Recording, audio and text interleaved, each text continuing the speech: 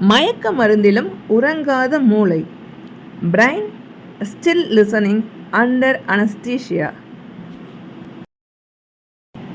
Hi, this is அமேன். மூளை மயக்க மருந்து கொடுத்தாலும் கூட விழித்திருக்கக்கூடிய சூழலில் இருக்குமா அப்படிங்கிறத பற்றி தான் நம்ம பார்க்க போகிறோம். மூளைக்கு இப்போது மயக்க மருந்து கொடுத்தா மூளை என்ன செய்யும், நம்மளால் என்ன அடுத்து செய்ய முடியும், அப்போது சிந்திக்கக்கூடிய திறன் இருக்குமா, உணர்வாற்றல் இருக்குமா, உணர்வுபூர்வமாக சிந்திக்க முடியுமா, இந்த நிலைப்பாட்டுக்கு மாற்றாக இந்த ஆய்வு முடிவு கிடச்சிருக்கு. என்ன அப்படின்னு பார்த்தோம்னா, இது மூளையில் இருக்கக்கூடிய அனைத்து பகுதிகளுமே கிட்டத்தட்ட செயலாக்கத்தில் இல்லாமல் இருக்கும் அப்படிங்கிறதுலாம் இல்லை. மூளையோட ஒரு சில பகுதிகள் மயக்க மருந்து கொடுத்தாலுமே நினைவாற்றல் கொண்டவையாக இருக்கும். அதை தொடர்ந்து செயலாற்றி கொண்டு தான் இருக்கும். அந்த பகுதி என்ன அப்படிங்கிறது தான் பார்க்க போகிறோம். குறிப்பாக இது புறணியில் இருந்து சற்று விலகி கொஞ்சம் வெகு தூரமாக மூளையோட ஆழமான பகுதியில் இருக்கிறதுனால மயக்க மருந்து இதை அதிகமாக டார்கெட் பண்ணாமல் இருக்குது. இது இன்னுமே சிறப்பாக சொல்லணும்னா இது கற்றல் சார்ந்த நிலைப்பாட்டில் இருக்கக்கூடியதாக இருக்குது. இந்த ஹிப்போ கேம்பஸ் அப்படிங்கிறது தான் இந்த மூளையோட ஆழமான பகுதியில் இருக்கக்கூடிய இந்த பகுதி தான் கற்றல் சார்ந்து, அதாவது மொழி திறன் அப்புறம் ஒளியோட வேறுபடுத்தி அறியக்கூடிய திறன், இந்த ரெண்டையும் பெற்றதாக இருக்குது.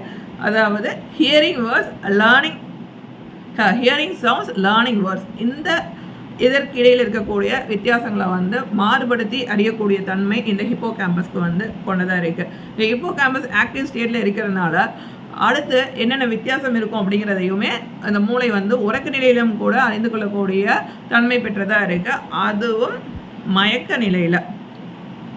இது எப்படி தெரிய வந்திருக்கு அப்படின்னு பார்த்தோம்னா, எபிலெப்சி ஆப்ரேஷன் நடக்கும் போது, அதாவது எபிலெப்சி ஆப்ரேஷனுக்காக பேஷண்ட்ஸ் வரும் பட்சத்தில் இந்த மானிட்டர் செஷனில் இந்த விஷயத்தை இவங்க கண்டெடுத்திருக்காங்க. கிட்டத்தட்ட 7 நோயாளிகளும் ஆப்ரேஷன் அறுவை சிகிச்சை நடத்திட்டு இருக்கும் பட்சத்தில் தான் இந்த விஷயம் கண்டறியப்பட்டிருக்கு.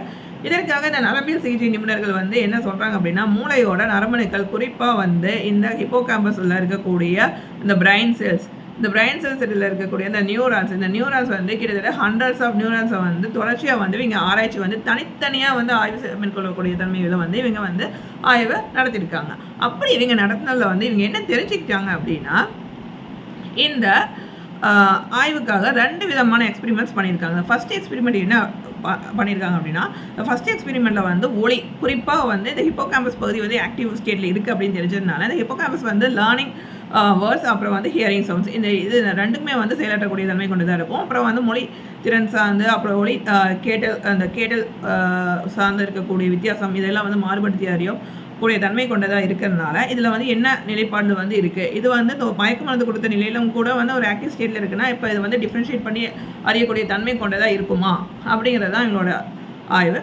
அதற்காக இவங்க என்ன செய்கிறாங்கன்னா, ஸோ டிஃப்ரெண்ட் சவுண்ட்ஸ், அதாவது வேரியஸ் சவுண்ட்ஸ் கொடுக்கணும். அதே நேரத்தில் ஒரு ரிப்பிட்டேட்டிவ் டாஸ்க் மாதிரி ஒரு சீரியஸாக ஒரு ரிப்பிட்டேட்டிவ் சவுண்ட்ஸை இவங்க அந்த 7 பேருக்குமே ஒரே மாதிரியான சத்தங்களை அதை இவங்க ஒலிக்க செய்கிறாங்க. அப்படி ஒலிக்க செய்யும் போது அது நடுவில் இன்டர்ப்ட் பண்ணுறதுக்காக, கவனச்சிதறலை ஏற்படுத்துறதுக்காக இவங்க ஆட்பால் ஒலிக்கிறாங்க. அப்படி அதன் மூலமாக அதை செய்யும் போது என்ன அப்படி ஆகுது அப்படின்னா, அதில் வேரியேஷன்ஸ் இருக்குது. அந்த ஹிப்போ கேம்பஸ் அதை சென்ஸ் பண்ணுது. எப்படின்னா, அதில் இருக்கக்கூடிய ஒளியோட வித்தியாசத்தை சென்ஸ் பண்ணுது. நம்ம இது வரைக்கும் கேட்ட ஒலிக்கும் இப்போ புதுசாக கேட்கக்கூடிய ஒலிக்கும் வெளியில் இருக்கக்கூடிய வித்தியாசம், அப்போ அதை அது சென்ஸ் பண்ணி காட்டுது. இதனால் அவங்க என்ன சொல்கிறாங்க அப்படின்னா, 7 பேருக்குமே இந்த ப்ராசஸ் செஞ்சு பார்க்கும்போது இதில் இருக்க வித்தியாசமாக அதுங்களால ஒளியை கண்டறியக்கூடிய தன்மை இந்த ஹிப்போ கேம்பஸ் கொண்டு இருக்குது. அதுவும் மயக்கம் கொடுக்கப்பட்ட நிலையில். ஏன்னா இது புறணியிலேருந்து ரொம்ப தூரத்தில் இருக்கிறதுனாலையும் அந்த புறணி பகுதியில் தான் குறிப்பாக மயக்க மருந்து கொடுத்ததையுமே உணர்வாற்றல் அங்கே தான் மங்குமா. அது ஆனால் இது வெகு தூரத்தில் இருக்கிறதுனால அதை அடுத்து அந்த செயலாக்கத்தை தடுக்கிறதுக்கான தன்மை இதில் இல்லை. ஏன்னா இது ரொம்ப ஆழமான பகுதியில் இருக்கிற காரணத்தினால இந்த ஹிப்போ கேம்பஸ் ஆக்டிவ் ஸ்டேட்டில் இருக்குது, அதுவும் அட்டன்டிவ் ஸ்டேட்டில் தான் இருக்குது.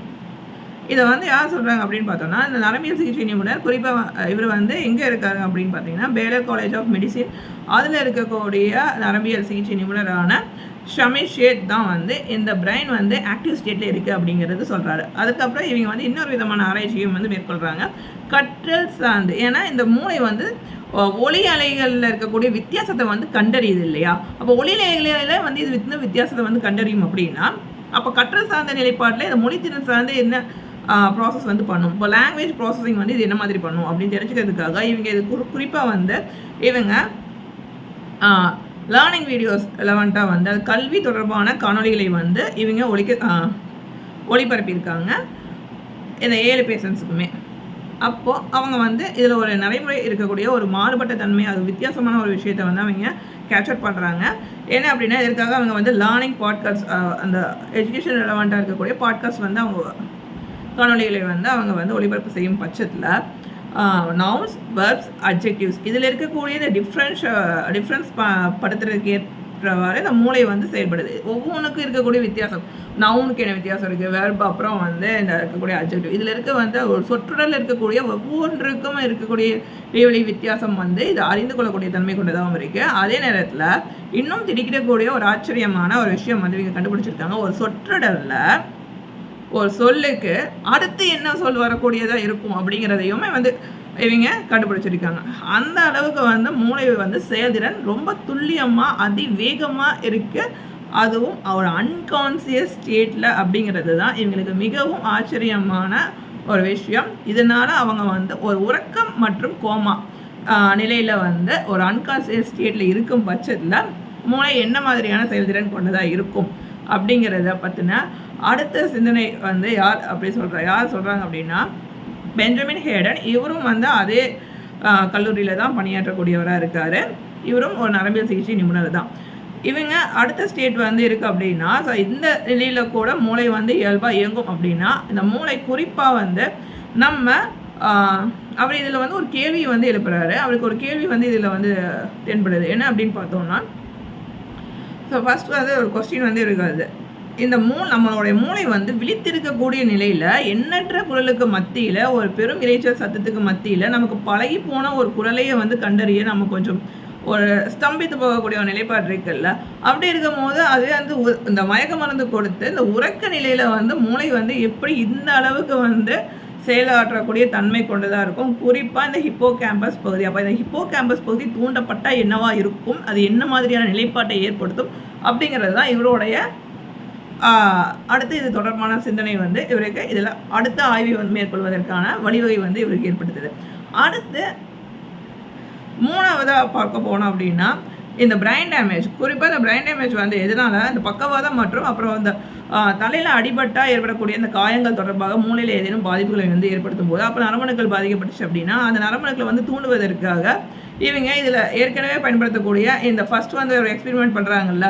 ஸோ வெவ்வேறு விதமான ஒலி அலைகளை வந்து ஒழிக்க வைக்கும் போது அது என்ன மாதிரியான சமிக்ஞைகளை வந்து மூளையில் வந்து அந்த ஹிப்போ கேம்பஸ் பகுதியில் வந்து ஏற்படுத்துது. அப்போ அந்த ஹிப்போ கேம்பஸ் வந்து எப்படி ஆக்டிவேட் ஸ்டேஜில் இருக்குது அப்படிங்கிறத தெரிஞ்சுக்கிறதுக்காக ஒரு விஷயத்தை வந்து இவங்க பண்ணாங்கல்ல. அந்த எக்ஸ்பெரிமெண்ட்டை வந்து இதுக்கு நம்ம பிரைன் டேமேஜ் பர்சன்ஸ்க்குலாம் வந்து கொடுத்தா அந்த பேச்சு தொடர்பான விஷயங்கள் வந்து தடைப்படக்கூடிய ஒரு பேச்சாற்றல் இல்லாமல் ஒரு மூளையில் திடீரென்று ஏற்படக்கூடிய இந்த பிரைன் டேமேஜ் ப்ராப்ளம்னால பேசிகிட்டு இருக்கக்கூடிய நம்ம திடீரென்று பேச்சு வராமல் இருக்கக்கூடிய அந்த நிலைப்பாட்டில் ஒரு மிகப்பெரும் மாற்றத்தை வந்து ஏற்படுத்துவதற்கான ஒரு தன்மையை இவங்க வந்து இதில் கண்டறிஞ்சிருக்காங்க. அப்போ இது என்ன மாதிரியான விளைவை வந்து ஏற்படுத்தும் அப்படிங்கிறத பற்றிய ஒரு விஷயத்தை நரம்பியல் சிகிச்சை நிபுணரான விகி காட்டோல்வெட்ஸ் அப்படிங்கிறவர் இதை பற்றி இன்னொரு தகவல் வந்து தெரிவிக்கிறாரு. இவங்க மேற்கொண்ட இந்த ஒரு ஆய்வில் 3 விதமான ப்ராசஸ் வந்து இவங்க செயலாற்றிருக்காங்க. 3 விதமான சிந்தனைகளை வந்து இவங்க அடுத்து இதில் ஆராய்ச்சி மேற்கொள்வதற்காக இவங்க வைத்திருக்காங்க. அதில் ஃபர்ஸ்ட் ஒன் வந்து யார் அப்படின்னு பார்த்தீங்கன்னா ஷமீர் ஷேத் என்ன சொல்கிறாருன்னா, பிரைன் வந்து ஆக்டிவ் ஸ்டேட்லேயும் அட்டென்டிவ் ஸ்டேட்லேயும் இருக்குது. குறிப்பாக வந்து இந்த ஒளி சமிக்ஞையில் வந்து கண்டினியூஸாக நம்ம கொடுக்கும் பட்சத்தில் இந்த ஹிப்போ கேம்பஸ் எப்படி ஆக்டிவ் ஸ்டேட்டில் இருக்குது அப்படிங்கிறது தொடர்பான இன்னும் மேற்கொண்டு ஆராய்ச்சிகள் மேற்கொள்ளணும் அப்படின்னு சொல்கிறாரு. அடுத்து வந்து பெஞ்சமின் ஹேடன் என்ன சொல்கிறாரு அப்படின்னு பார்த்தோம்னா, அவர் வந்து எப்படின்னா இந்த உறக்கம் மற்றும் கோமா இந்த ஸ்டேஜில் வந்து என்னவா இருக்கும், அதே நேரத்தில் ஒரு பெரிய க்ரௌடில் வந்து நம்மளோட மூளை வந்து ஒரு நபரோட குரல் பரிச்சயமான நபரோட குரல் கண்டுபிடிப்பதற்கே வந்து சிரமமாக இருக்கும் பட்சத்தில் எப்படி வந்து இது வந்து செயலாற்றுறது, அப்போ இது எந்த அளவுக்கு நுணுக்கமாக செயல்படுகிறது இந்த ஹிப்போ கேம்பஸ் பகுதி அப்படிங்கிறது இவருடைய அடுத்த ஒரு ஆய்வாக இருக்குது. ஸோ 3வது வந்து எப்படின்னா பிரைன் டேமேஜில் வந்து அதுவும் ஸ்பீச் தொடர்பாக இருக்கக்கூடிய பேச்சு தொடர்பாக இருக்கக்கூடிய பிரச்சனைகளை போக்குவதற்கான இந்த ஹிப்போ கேம்பஸ் பகுதியை எப்படி தூண்டப்பட்டால், அதுவும் ஒளியலைகளை வச்சு நம்ம தூண்டப்பட்டால் இந்த ஹிப்போ கேம்பஸ் இன்னுமே வந்து எப்படி சிறப்பாக செயலாற்றும். அடுத்து வந்து ஒரு மொழித்திறனில் ஒரு கற்றல் அடைவுகளில் இது மிகப்பெரும் மாற்றத்தை கொண்டு வரும் அப்படின்னா கற்றல் சார்ந்து இது என்னென்ன மாதிரியான மாற்றங்களை ஏற்படுத்தும் அப்படிங்கிறதையும் இவங்க ஆராய்ச்சி மேற்கொள்வதாக இருக்காங்க. ஸோ இன்றைக்கி வந்து நம்ம இந்த மூளையோ குறிப்பாக மயக்க மருந்து கொடுத்த நிலையில் மூளை வந்து எப்படி செயலாற்றும், அதுவும் மூளையோட அனைத்து பகுதிகளும் வந்து ஒரு மயக்க நிலையில் இருக்கும் பட்சத்தில் மூளையில் ஒரு பகுதி மட்டும் ஏன் குறிப்பாக தூண்டப்பட்ட நிலையில் இருக்குது அப்படிங்கிறத நம்ம இன்றைக்கி பார்த்துருக்கோம். அடுத்து இன்னொரு காணொலியில் ஒரு பயனுள்ள ஒரு சுவாரஸ்யமான தகவல் வந்து நம்ம தெரிந்து கொள்ளலாம். அதுவரை உங்களிடமிருந்து விடைபெறுவது சௌமியா. அண்ட் இந்த வீடியோ பிடிச்சிருந்தா லைக் பண்ணுங்கள். இது யாருக்கு யூஸ்ஃபுல்லாக இருக்குமோ அவங்களுக்கு ஷேர் பண்ணுங்கள். இது வரைக்கும் நீங்கள் சேனலுக்கு சப்ஸ்கிரைப் பண்ணலைன்னா மறக்காமல் சேனலுக்கு சப்ஸ்கிரைப் பண்ணுங்கள். Signing off Soumya. Bye. Thanks for வாட்சிங்.